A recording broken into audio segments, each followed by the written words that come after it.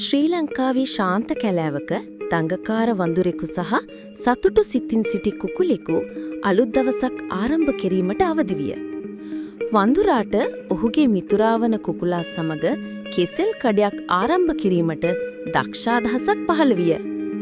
ඔවුන් දෙදෙනා එකතුව උණ බඹු සහ පොල්ලතු යොදාගෙන කුඩා කඩයක් ඉදි කළහා.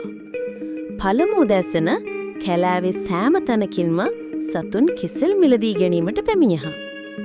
නමුත් වැඩි වේලාවක් යන්නට මත්තෙන් වෙනත් ගසක සිටි දඟකාර වඳුරන් පිරිසක් කෙසෙල් සොරකම් කිරීමට පැමිණියහා. වඳුරා සහ කුකුලා සිනාසෙමින් සහ කෑගසමින් කැලෑව පුරා සොරුන්ව ලුහු බැඳ ගියහා.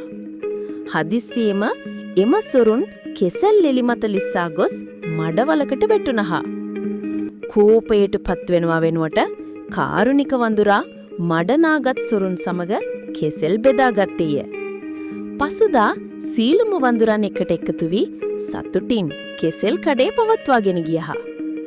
එදා පටන් මිත්‍රත්වය සහ කරුණාව නිසා කෙසෙල් වඩාත් රසවත් වන බව කැලෑවේ සීලු දෙනාම ඉගෙන ගත්තා.